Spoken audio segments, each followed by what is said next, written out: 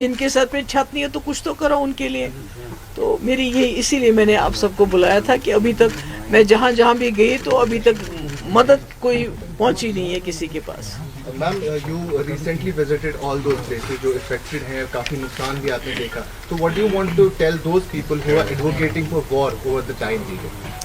I can say them कि आप बीवी बच्चे लेके थोड़ी देर टंगदार के बॉर्डर में रहो, अरसपोरा में रहो, पुंछ के बॉर्डर पे रहो, वहाँ जो अपने बीवी बच्चे लेके रहो और उसके बाद एडवोकेट करो वॉर के लिए, तो फिर कोई बात बनेगी ताकि वो भी देखें कि वॉर होती क्या है। जिनको अपने आंगन में दो बच्चे दफनाने पड़े उनको समझ आनी चाहिए। War is solution to nothing.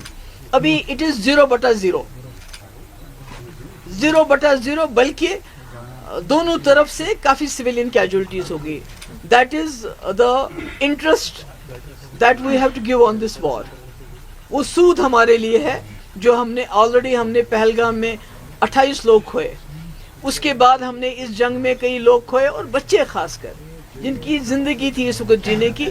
तो जो लोग वॉर को एडवोकेट करते हैं मैं उनको ये बोलूंगी कि आप या तो जिस इलाके में आप रहते हैं इस वॉर को बोलिए उनके बॉर्डर पे लड़े, हमारे बॉर्डर पे वॉर नहीं होना चाहिए। मैम आपकी नजर में फिर क्या समाधान है जो पाकिस्तान बार बार जो हरकत करता है, आपकी नजर में क्या सोल्यूशन है फिर? यार जंग तो कोई सोल्यूशन नहीं है। जंग इज नॉट एन ऑप्शन, जंग is not even the last option.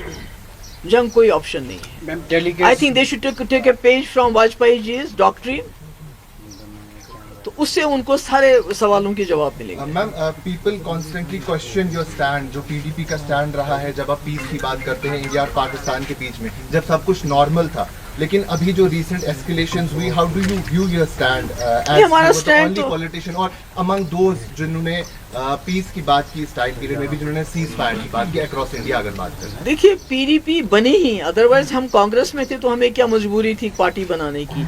PDP बनी इसके लिए जम्मू कश्मीर को इस खून खराबे से बाहर निकालने के लिए। And for Mufti Sahab doctrine there is no other way to take the people out of, to facilitate a resolution of the Kashmir problem which India and Pakistan claim, usually India claims a bilateral issue।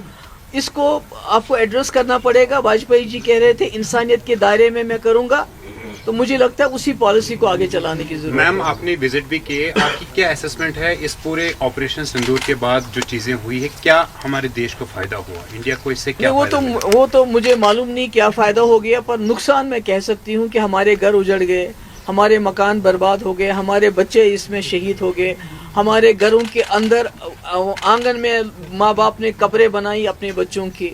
किसी की माँ, किसी छोटे दूध पीते बच्चे ने, मुझे नाम नहीं याद आ रहा है, एक सरदार जी हमारे थे, उसके छोटे छोटे बच्चे हैं जिनकी माँ इसमें उसका गोला आ गया और वहीं उसके सर के 2 टुकड़े हो गए। तो ये तो मुझे तो वही नज़र आ रहा है। अब मुझे नहीं पता है कि इससे ज़्यादा क्या अचीव किया होगा, क्योंकि जो मिलिटेंट इसमें या टेररिस्ट जिसको आप कहते हैं जो इसमें इन्वॉल्व थे अभी तक उनको पकड़ा नहीं गया, अभी तक उनकी कोई खैर खबर नहीं है। तो पाकिस्तान में भी अगर आप देखते हैं कि आप जैसे हमारे एक्सटर्नल अफेयर मिनिस्टर ने बताया कि मैंने पाकिस्तान को पहले ही वार्न किया था, तो इसका मतलब है जब आप वार्न करते हैं उनको तो इसका मतलब है जो आप कहते हैं कि हमने टेररिस्ट कैंप्स पे अटैक किया तो वो भी उनको भी मिल गया होगा मौका वहाँ से भागने का। तो मुझे नहीं मालूम कि मेरे लिए तो ये 0/0 है। मैडम आपने एक्सटर्नल अफेयर मिनिस्टर जयशंकर जी का नाम लिया, अभी उन्होंने पहले ही पाकिस्तान को इन्फॉर्म किया था रिगार्डिंग अटैक ऑन टेररिस्ट।